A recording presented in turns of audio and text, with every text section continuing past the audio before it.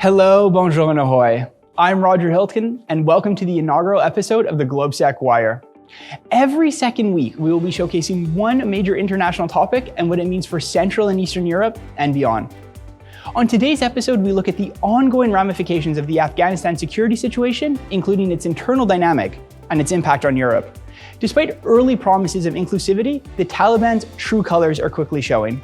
The formation of the new Taliban interim government included no women, where major cabinet positions have been filled by Pashtun hardliners and loyalists.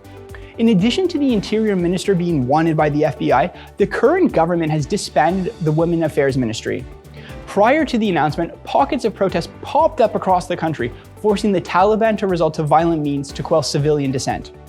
Images of women protesting for basic rights and being met with violence is a sad reality since this takeover. On the battlefield, the Taliban has claimed victory over opposition forces in the last holdout in Panjshir. Despite the setback, the anti-Taliban National Resistance Front has pledged to carry on fighting. Outside of Afghanistan, the tremors of change of government in Kabul continue to be felt globally. In Europe, the chaotic withdrawal initiated by the United States has rejuvenated the debate on the need for European strategic autonomy. As proof of this need, Ben Wallace, the UK Defence Secretary, attempted to convince like-minded nations to stay following the withdrawal of US forces, but a lack of resources doomed the decision.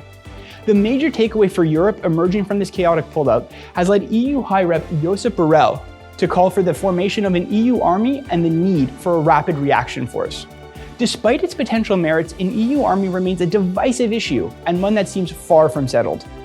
The issue of Afghan refugees and their possible resettlement to Europe endures as a polarizing issue. Some EU member states who have voiced their concerns about new arrivals have instead pledged to support Afghanistan's neighbors to cope with this influx of refugees as an alternative solution. In addition to the migration issues, EU officials have reiterated their strict screening protocols to mitigate risks posed by potential terrorists.